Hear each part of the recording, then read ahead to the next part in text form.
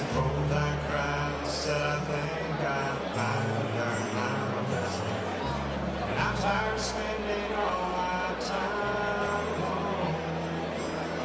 If I told you that I realize you're all I am wanting, and it's killing me to be so far away, would you tell me that you love me too? Would we cry together? Or would you simply laugh at me and say, I told you so?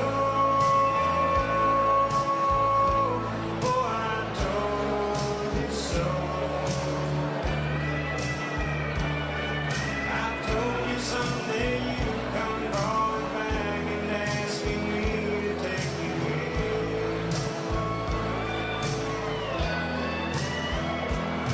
I told you so, but you had to go. Now I found somebody new, you will never break my heart into again.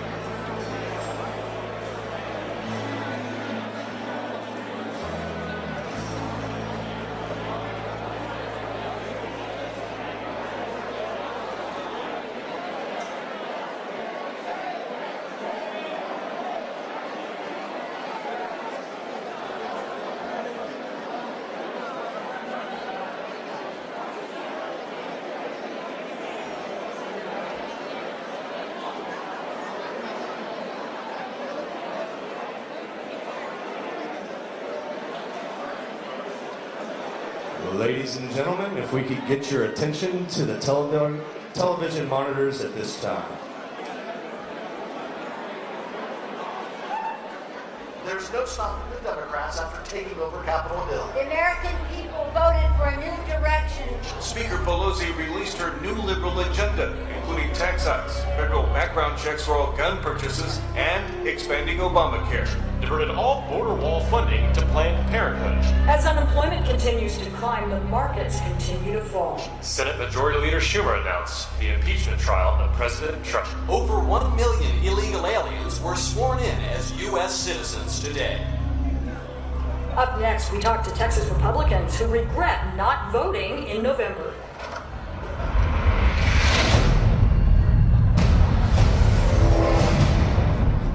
This doesn't have to happen. Re-elect Senator Ted Cruz to secure our future. I'm Ted Cruz, and I approve this.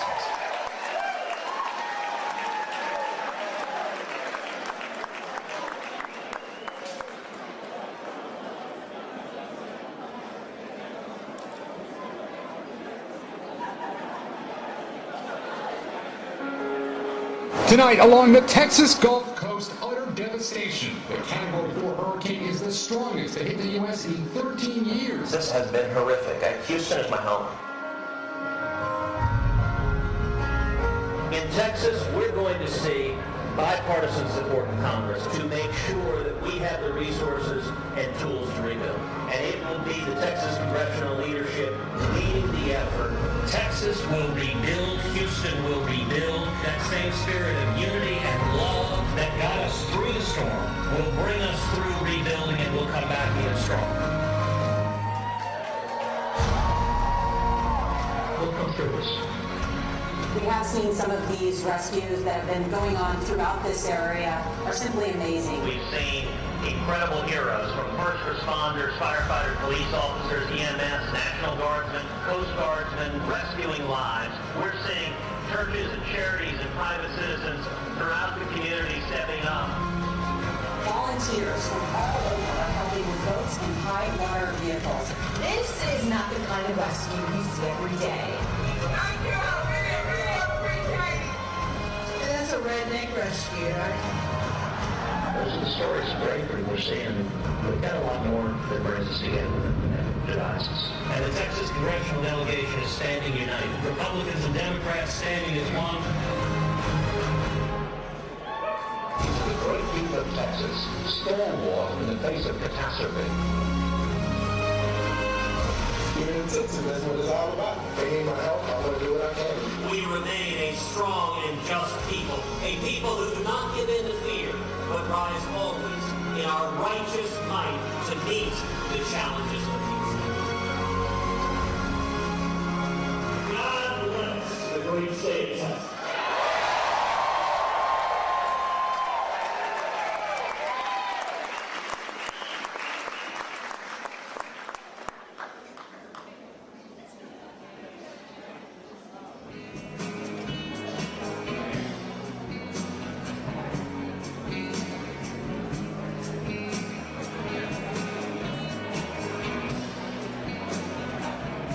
Ladies and gentlemen, it is my pleasure to introduce the star of talk radio, Mr. Michael Berry.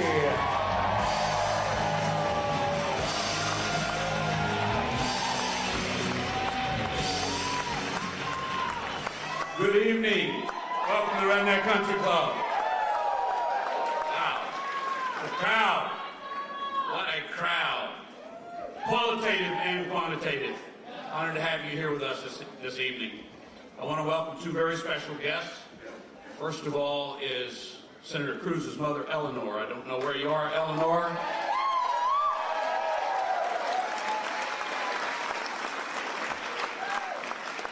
The night before the Iowa primary, the polling results came out. Senator Cruz was projected to lose by between 6 and 8 percentage points. Not bad for a first-term senator. And of course, he won, which was a great victory.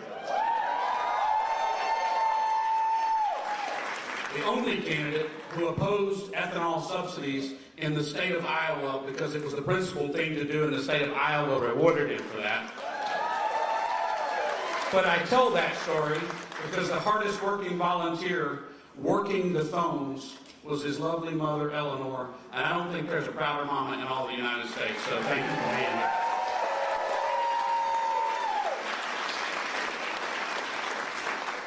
And Raphael, Pastor, I don't know where you are, but welcome to the Redneck Country Club. I know you would not miss this evening, so wherever you are, welcome. All right. And to every one of you for caring enough about your country to be here for this great moment, thank you. For everything you have done and you will do, thank you. In just a moment, Senator Cruz will come out, and he will speak to you. And his speech will not be 21 hours and 19 minutes. But I can tell you that he can speak that long. And the entire world knows that he can speak that long because he did. The fourth longest filibuster in American history. The longest filibuster in 27 years. The second longest filibuster in 60 years. 21 hours and 19 minutes on principle. But he didn't do it in a mean way. He didn't do it in a way that was offensive. In fact, he used that opportunity to send a message to his girls back home. He read them green eggs and ham. And a lot of people in the media thought that was somehow beneath the Senate. Somehow that wasn't senatorial. That somehow that wasn't the thing to do. And I thought, he's a father before he's a senator. You go, Ted Cruz. I couldn't have been prouder. And the senior senator from Arizona, a Republican no less, called him a wacko bird for that filibuster. He called him a wacko bird, which made all the headlines. Senior senator calls Ted Cruz wacko bird. But what they didn't tell you was the next line, and that was, he doesn't know his place. He hasn't been here long enough to do this. And the folks back home don't run D.C. We have our own rules. Well, Ted Cruz had not been a senator for a full year yet. In fact, he probably didn't know where the cloakroom was, and I guarantee you he hadn't been invited to it. Because Ted Cruz was sent by the people of Texas, and by God, that's who he was going to represent.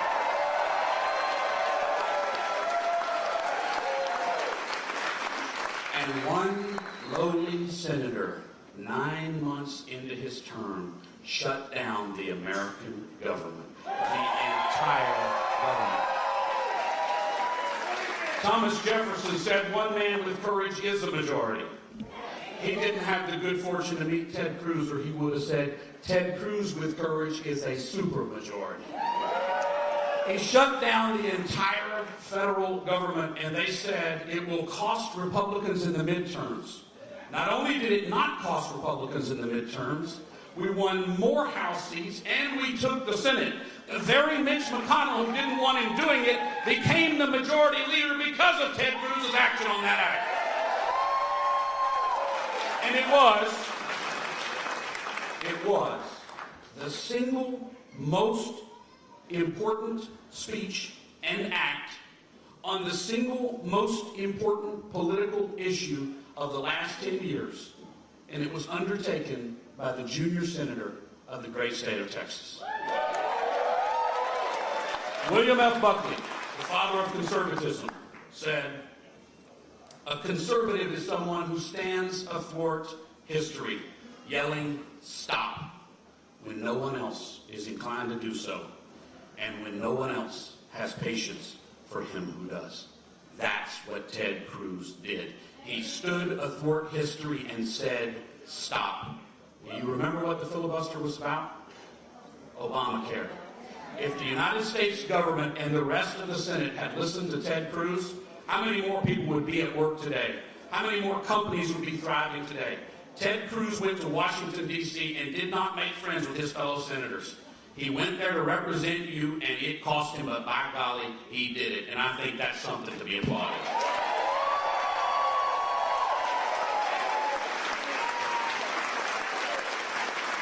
Six years ago, Ted Cruz told me, then Ted Cruz, my friend of 20 years, I'm proud to say, he said, I'm going to run for the United States Senate, and I want your support, but I don't take it for granted. Let's talk about the issues. I said, you got any polling data? He said, yeah, I got 2%. But wait, that was 2% name ID. I don't know that those 2% were actually supporting us yet. He would go on to come in second in the primary, and then to win in a general election 57-43. He was outspent by many multiples. He had the national, he had the big money, he had everybody against him, and the only people supporting Ted Cruz were the grassroots. In fact, even the Washington Post said it was the biggest grassroots upset of the year, and that he had mobilized a movement, and he did.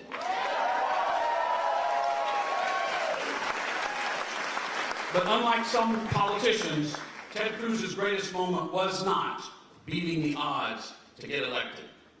His greatest moment has been in what will be this November, or this January, 6 years of going to Washington, D.C. and doing what so few do, and that is actually living out the promises that he made to the good people of Texas. And that's why we're here this evening.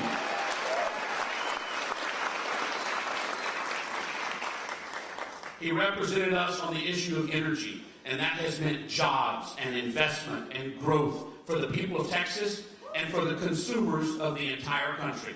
He represented us on the issue of space, and that has been good for this country, and it's been good for this great state. He represented us on the issue of immigration, and when they called him a hawk, he said, the people who sent me here asked me to be a hawk on the issue of immigration, and that's what I'm going to do. He pushed for fewer regulations so companies could thrive. You know that first-term senator they told you couldn't get anything done? He wrote the bill, and he got it passed, that gave the President of the United States the authority he did not have, and that was to deny visas of foreign despots engaged in terrorism from coming on American soil. That guy that couldn't get anything done sure does seem to get a whole lot done, doesn't he? And you know that Senate Majority Leader who was then the Senate Minority Leader, Mitch McConnell? Many times he does not represent the state of Texas' best interests. 82 times our senator in Washington, D.C. has been the guy that wasn't very popular in the cloakroom. By golly, he sure is popular back at home. 82 times he voted against their interests for the state of Texas because Ted Cruz does not belong to the D.C. establishment. He is there to represent us.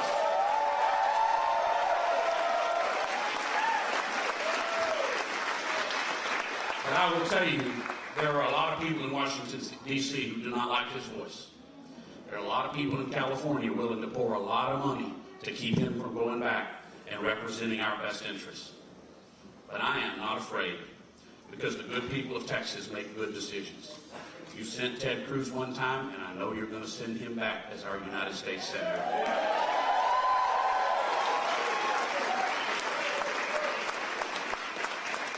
It's going to require a lot of work, but I know you're up for it. I'm honored to have y'all here this evening. I am proud to call Senator Ted Cruz my friend. I am proud to call him my United States Senator.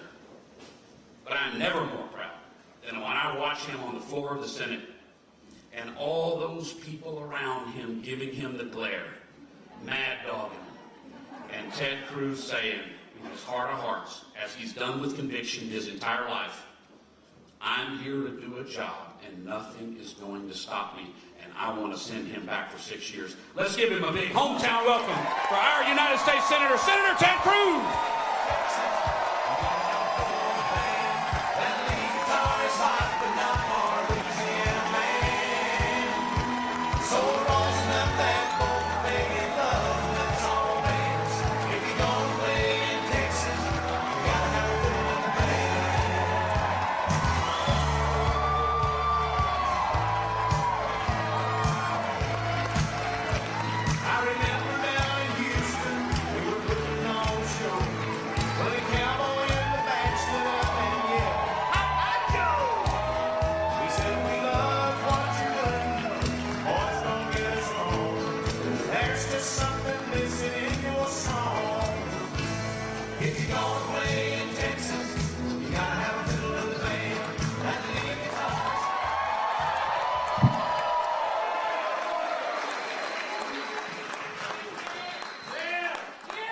God bless Texas.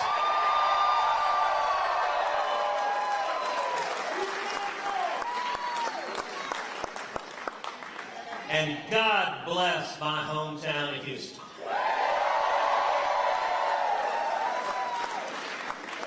I love being home. I love being with so many incredible friends and patriots and lovers of liberty.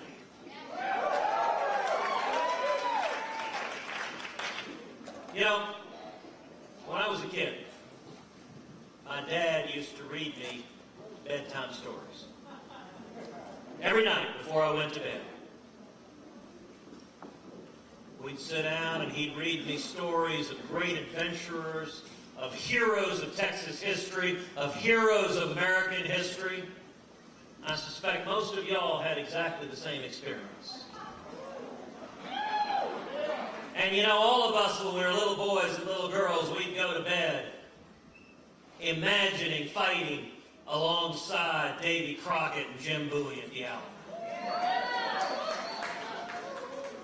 We'd wake up, we'd go to the movies, and we'd imagine that we could be as tough as Chuck Norris.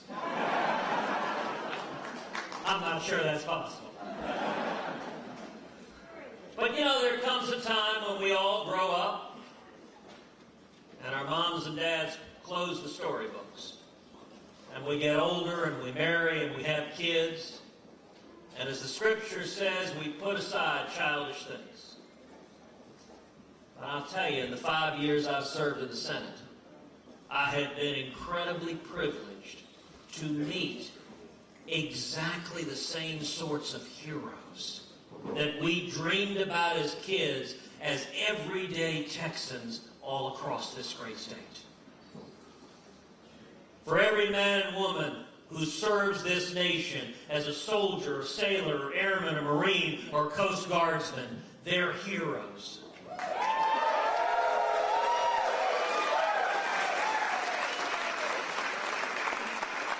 We have the heroes of all the police officers and firefighters and first responders who charge into harm's way and protect our families.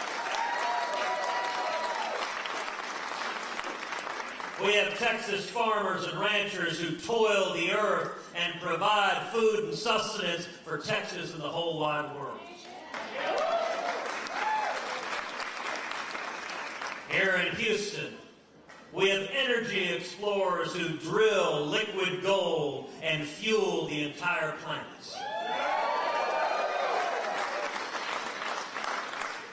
We have small business owners who create jobs and opportunity and expands horizons.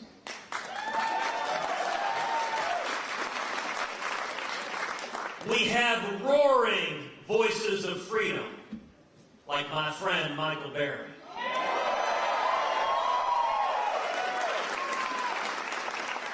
You know, Michael doesn't have a soft volume. Michael doesn't have a slow speed. When it comes to defending liberty, Michael Berry is full throttle, and Texas is grateful for it.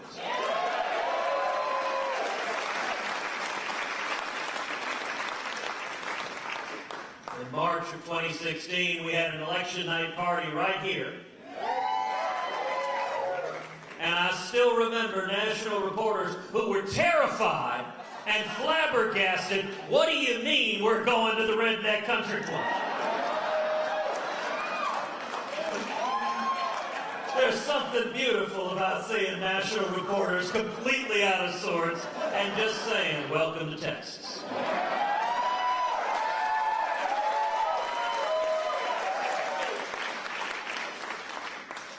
And you know, where heroes really come to the fore, where you see what they're made of, is in times of crisis and adversity. Texas has had its share of adversity in the past year. Last year we had Hurricane Harvey, which I grew up here in Houston. You know, in Houston we're used to hurricanes. You live on the Gulf Coast, that's just part of life. But there ain't never been nothing like Harvey. It came in slamming South Texas, 135 miles an hour, slamming Corpus and Victoria and Rockport, Port Aransas and Aransas Pass and Refugio, and tearing homes and businesses to shreds. And it moved north and east over the city of Houston. And it stayed and stayed and stayed for 4 days. Like your in-laws at Christmas. It didn't have the good sense to know when it should move on. It dumped 52 inches of rain on the city of Houston. And then it moved east and it slammed Beaumont, Port Arthur, and Nederland and Orange, all the way from Corpus to Louisiana. 250 miles of devastation. But you know, when you look back at Harvey, the legacy of Harvey is not the loss, it's not the devastation, it's not the homes that were lost, the businesses that were lost. The legacy of Harvey are the incredible heroes. The police officers and firefighters and first responders who leapt forward to save the lives of their fellow citizens.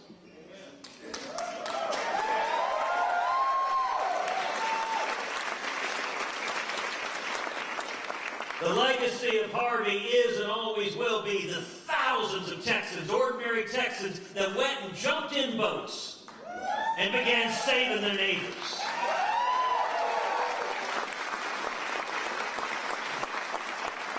Rednecks and bass boats. The very face of Texas. We had friends from all over the country. We had the Cajun Navy.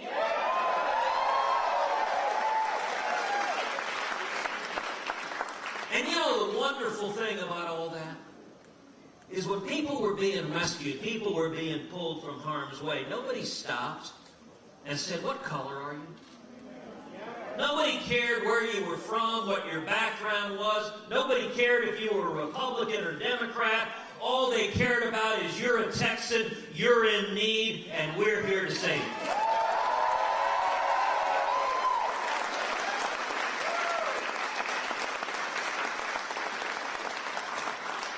The week after Harvey, I was invited to testify before the Houston City Council, along with Sheila Jackson Lee.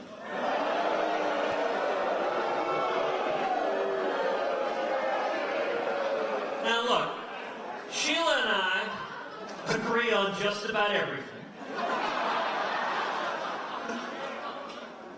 That day, both of us told the City Council, we said, you know what, on any other day, there would be any number of issues on which we disagree.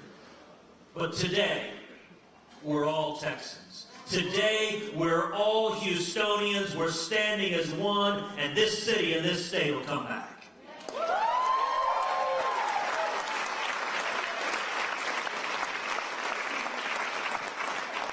One of the city council members pointed out that Sheila was dressed in red and I was dressed in blue. So we proceeded spontaneously to both hug, which may have simultaneously ended both our political careers.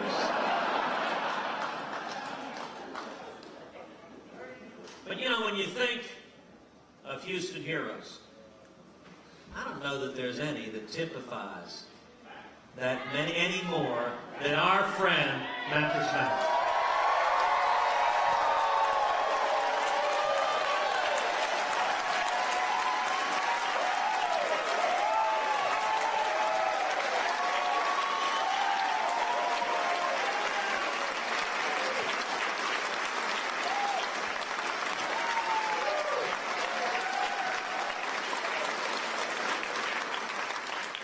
Now, Mac just finished throwing out the opening pitch at the Astros game.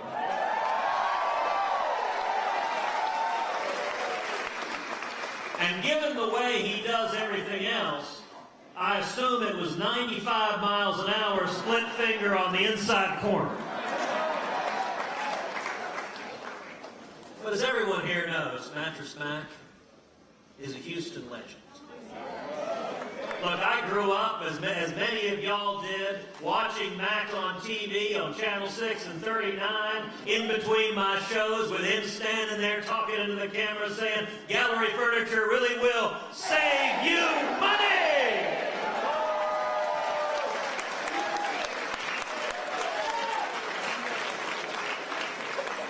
Mac, how many business leaders could have the entire Redneck Country Club chanting your advertisement from decades ago?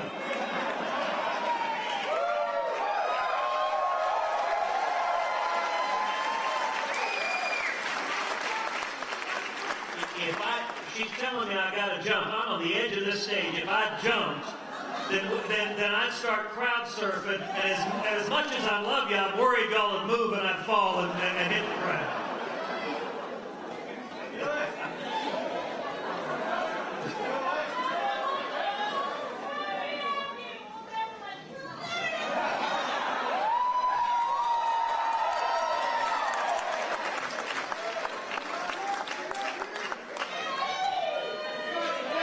That's what helps me stand strong every day. But you know, when Harvey was raging, Mac didn't sit by and say, this is terrible, somebody else better do something.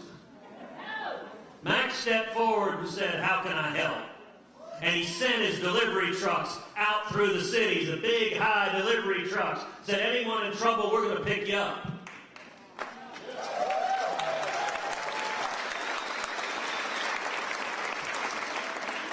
You know, Mac, during that storm, I was visiting a lot of the different shelters in town. I was down at the NRG Center.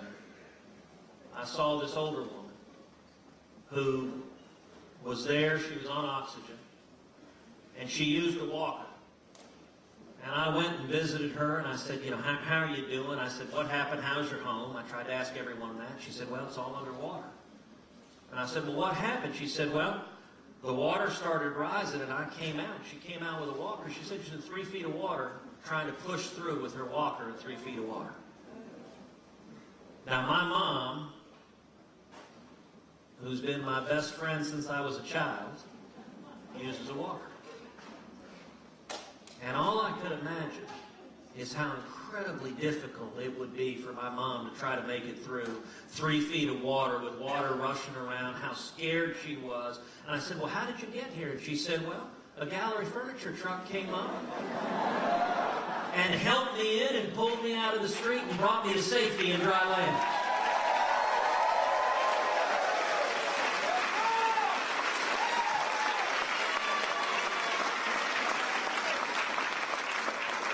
And you know, Max said there are a bunch of people who've lost their homes, and it suddenly occurred to him, wait a second, I own a furniture store.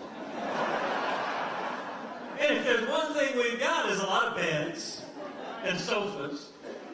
And he threw open the doors and said, if you have lost your home, if you need a place to sleep, come to Gallery Furniture, and we'll give you a place to sleep.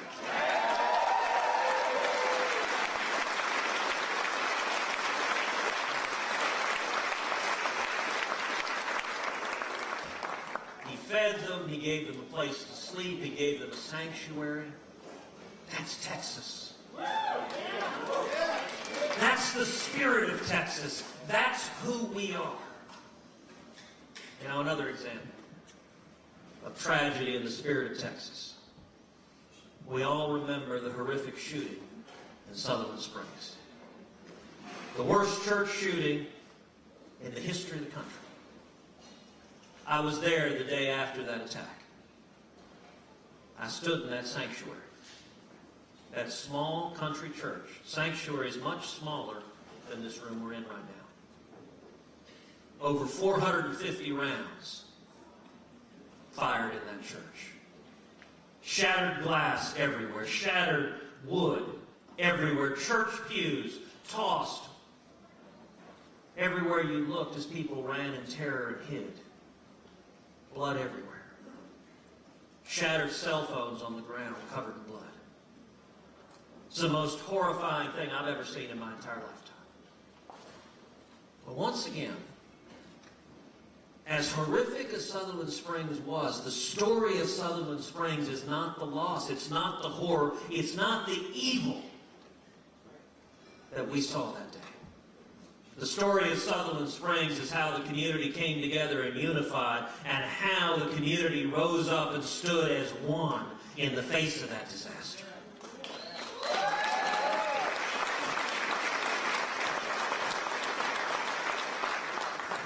The story of Sutherland Springs is the story of Stephen Williford. Stephen Williford, an ordinary Texas man, a plumber, lived about a block down from the church. As the shooting began, Stephen's daughter told him there was a shooting at the church. Stephen ran to his gun safe, and he pulled out his rifle, an AR-15.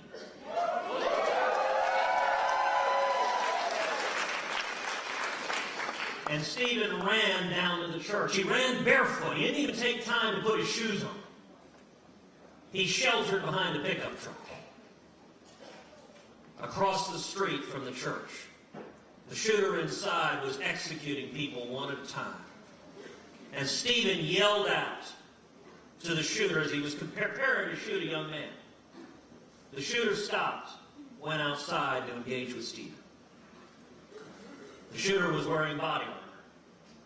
He began firing at Stephen. I stood by that pickup truck covered in bullet holes. The house behind Stephen covered in bullet holes as the shooter was firing at him. But Stephen is an NRA rifle instructor.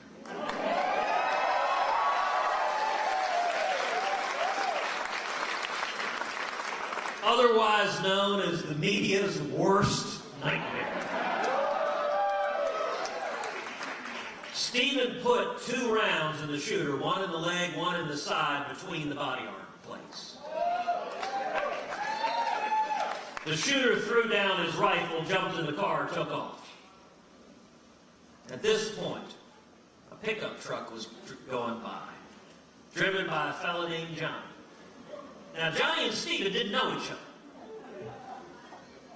I want you to picture this scene.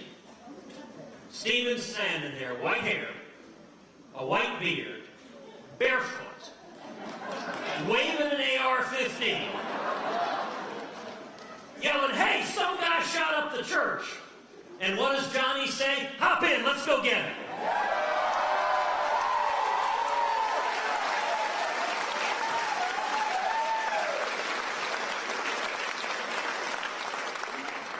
That's Texas. That's who we are, who this state is. You know, the day after the shooting, I spoke with Stephen. And he said, you know, I'm really uncomfortable with all these people using the word hero. He said, listen, I was scared out of my mind. He said, I've never been more terrified in my life. I said, Mr. Williford, sir, courage is not the absence of fear.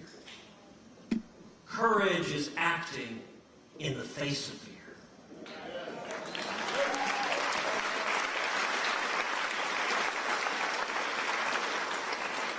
And I said, just today, a half dozen law enforcement officers have told me a lot of lives were saved because you acted. There are husbands and wives and mothers and fathers and sons and daughters that are hugging and kissing their loved ones today and breathing air because you acted and you risked your life and you saved theirs.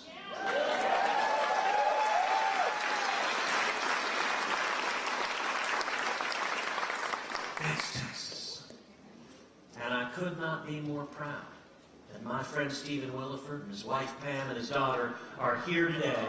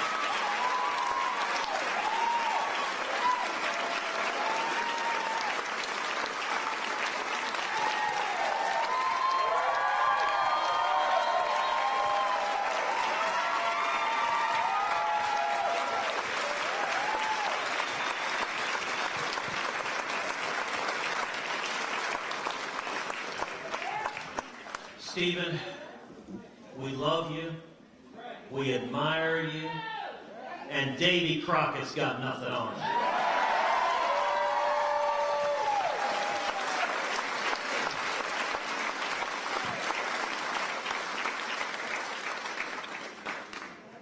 You know, that same day, the day after Sutherland Springs, I went to the hospital to visit a number of the people who were shot.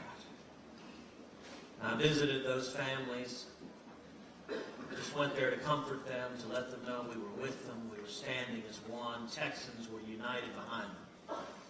I went into one room, was introduced to a fellow named Dale. Dale had been shot up pretty bad. He had a ventilator on, so he couldn't speak. He'd been shot in his right arm, which was all bandaged up. He had his left arm free. And when I came in, he was there with all of his family. Dale had written out with his left hand, "Don't blame God. This is evil." And I spent a little bit of time visiting with his family. And they said, "Ted, would you be willing to pray with him?" And I said, "Absolutely." I said, "I'd be honored." So we all stood in that room. We prayed together. I said, "God, I ask you, reach down and touch Dale. Heal Dale. Heal these wounds. Take away this pain. And God, I ask that you use the suffering Dale has received. The wounds, what was made for evil, I ask that you use it instead for good and give Dale a platform. Give him a gravity to speak to others. Give him an empathy for others who are hurting, that he can reach out and touch them in a way nobody else could." So we pray a couple of minutes. We finish, and Dale gestures over for a piece of paper. And he scribbles out. He says, "Love your thoughts. I am David."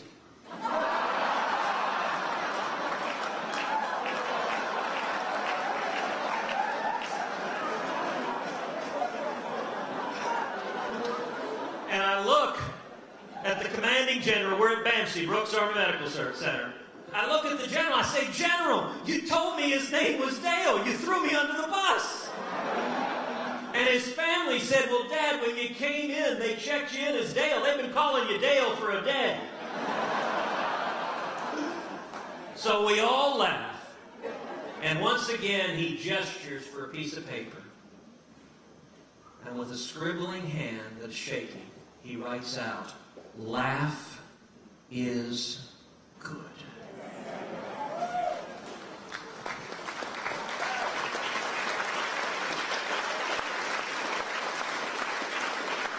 That's Texas. And I'm incredibly proud that we have here today my friend, Dave Colbath. Dave, where are you? All right. Dave and his son.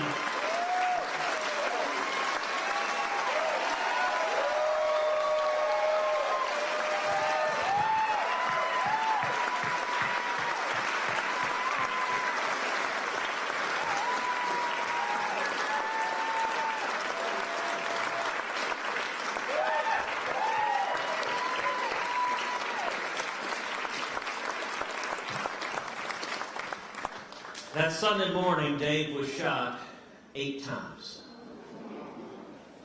He still has a bullet in him that they haven't been able to take out. But yet he's healed, he's recovered, he's still doing therapy. He's still got problems with his right arm. So he told me, he said, "Well, I'm learning to shoot left-handed."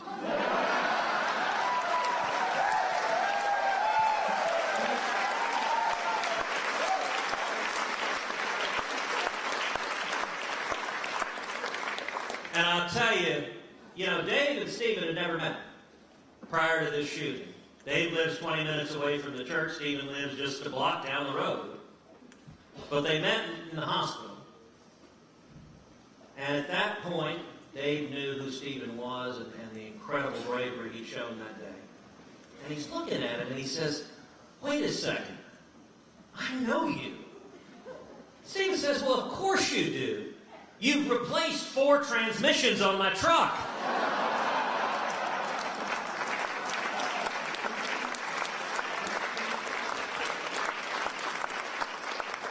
And his wife immediately turns to him and said, "Oh, shoot, he's here to complain."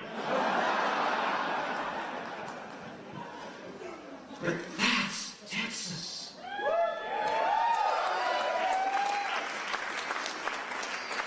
Texas is strong. Texas is independent. Texas is fearless. Texas is free. Texas loves freedom, and Texas is tough.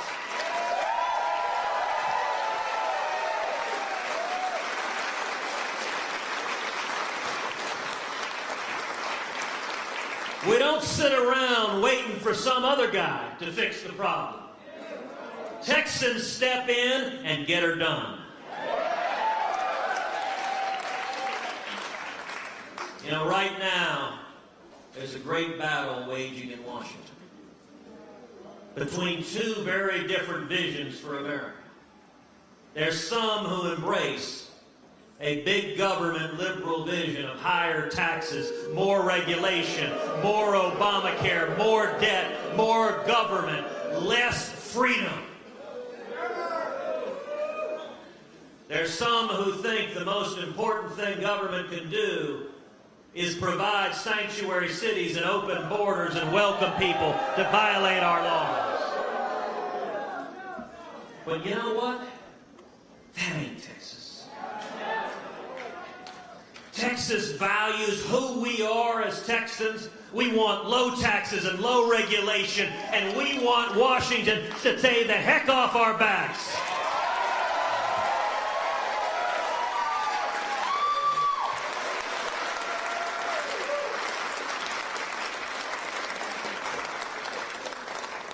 We want to defend the Constitution and the Bill of Rights. We want to see the First Amendment, free speech and religious liberty. We want to see the Second Amendment and every amendment enforced in the Constitution.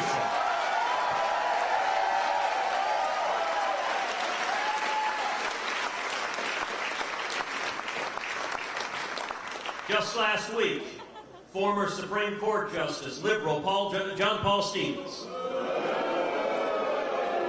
came out publicly advocating that we repeal the Second Amendment. The New York Times editorial board has also publicly advocated that we repeal the Second Amendment. Let me tell you something. There are a whole lot of Washington Democrats who agree with them. You know, this morning we did an event in Beaumont. We started this tour in Beaumont with Judge Jeff Brannick, the county judge, who last year in 2017 started one morning, woke up one morning as a Democrat and went to bed as a Republican.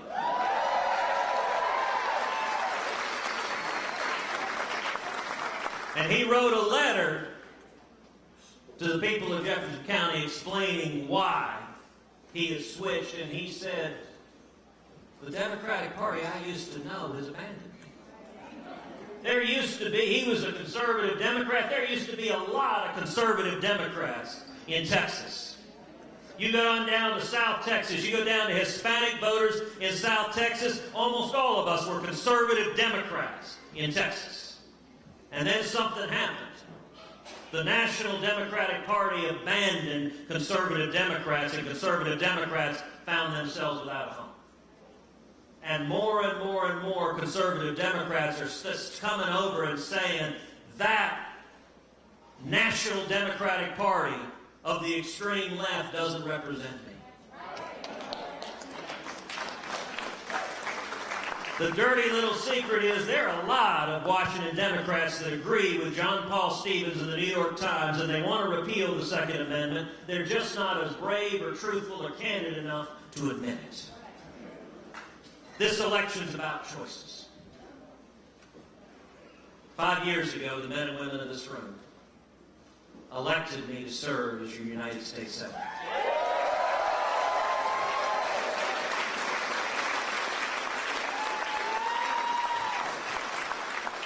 And I'm here tonight to announce my campaign for re-election to the United States Senate.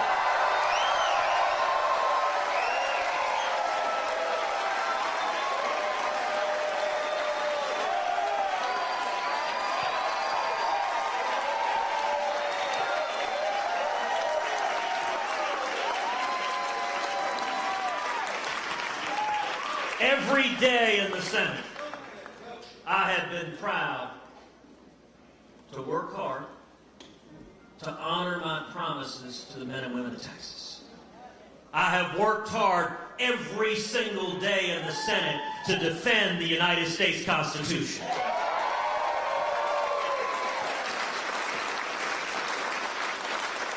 I have worked hard every day to defend our freedom, to repeal Obamacare, to secure the borders, to abolish the IRS.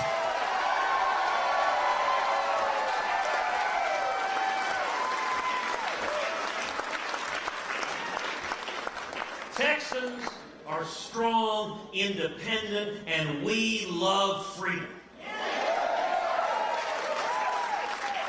Texas is tough, but you know, freedom doesn't defend itself.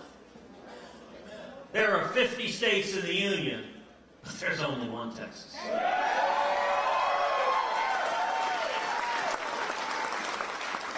You know, as we get older, we have kids, we have grandkids, and we find ourselves, instead of being read to at night, reading stories to them. And we'll continue to read the stories of Colonel Travis, the brave heroes of the Alamo, the brave heroes of the American Revolution. But you know what? We'll also be telling them stories of everyday heroes throughout Texas. We'll be telling them stories of Stephen and Dave and Mac.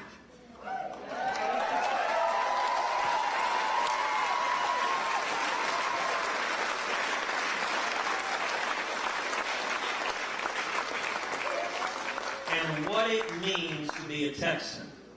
We'll be telling them stories of my dear friend and our National Grassroots Chairman, Kay Goolsbee.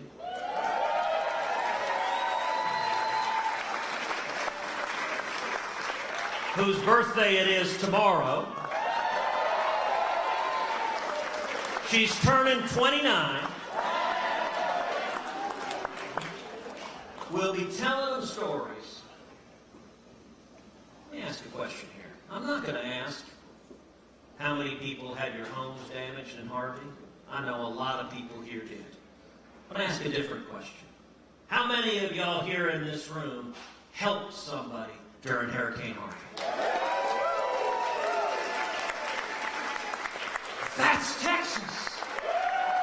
That's who we are. That's what we believe. That is what I have been fighting for 5 years in the United States Senate. And as long as there is breath in my body, that is what I pledge I will stand and fight for each and every day.